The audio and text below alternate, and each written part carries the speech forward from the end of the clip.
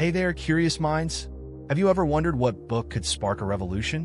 What if I told you that a slim pamphlet, written over 170 years ago, still shapes our world today?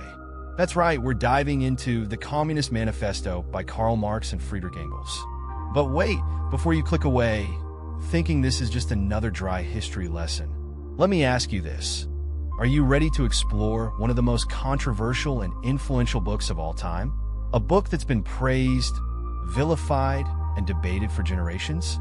Well, buckle up because we're about to embark on a journey through time, politics, and ideas. And trust me, it's going to be one heck of a ride. Let's start with a little context, shall we? Picture this. It's 1848, and Europe is a powder keg of social unrest.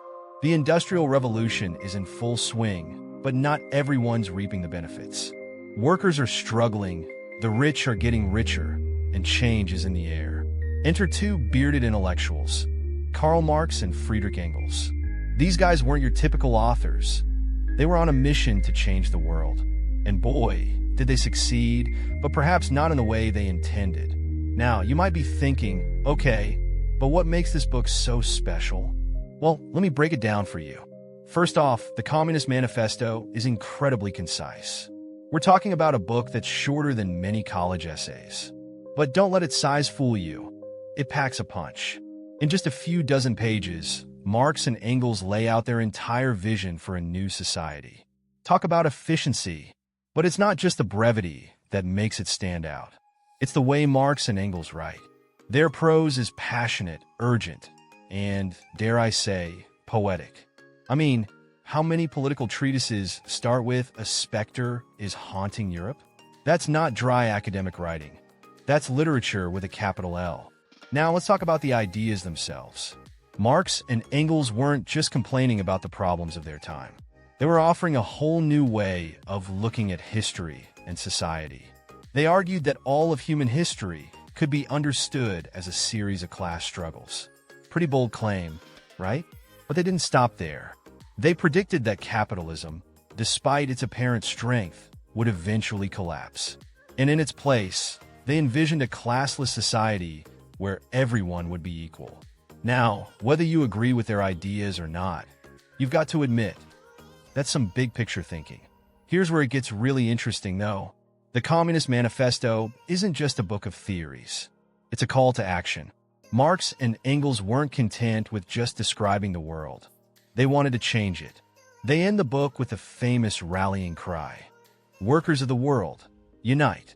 That's not just writing, that's lighting a fuse. Now, I know what some of you might be thinking, but wait, didn't communism lead to some pretty terrible things? And you're not wrong to ask that question. The 20th century saw many atrocities committed in the name of communism. But here's the thing. Marx and Engels couldn't have predicted how their ideas would be used and misused. Their book is still worth studying, not as a blueprint, but as a powerful critique of capitalism and inequality. Let's fast forward to today. You might be surprised to learn that the Communist Manifesto is still relevant. In fact, it's more popular now than ever. Why?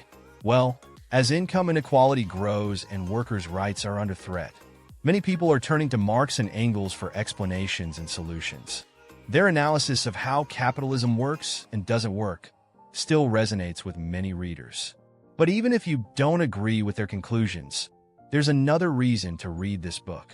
It's a masterclass in persuasive writing. Marx and Engels knew how to make an argument and rally people to a cause. Their writing is clear, forceful, and designed to stir emotions. In an age of social media and constant information, these are valuable skills to study. Now let's address the elephant in the room. Yes, the Communist Manifesto is controversial. It's been banned in some countries and required reading in others.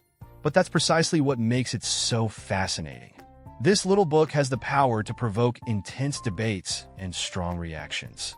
How many other 170-year-old books can say that?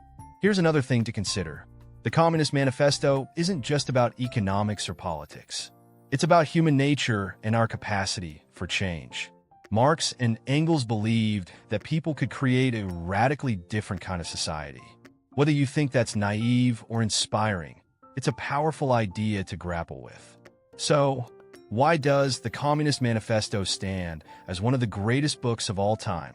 It's not because it's perfect or because everyone agrees with it.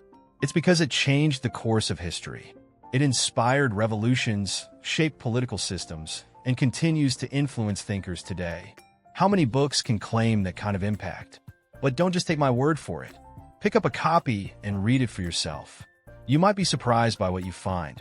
Maybe you'll agree with Marx and Engels, or maybe you'll disagree entirely. Either way, you'll be engaging with ideas that have shaped our world for generations.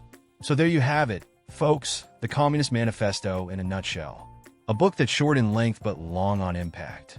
A work that's as controversial today as it was when it was first published. Whether you see it as a brilliant critique or a dangerous ideology, one thing's for sure. It's a book that everyone should read and think about. What do you think? Is the Communist Manifesto one of the greatest books of all time? Let me know in the comments below.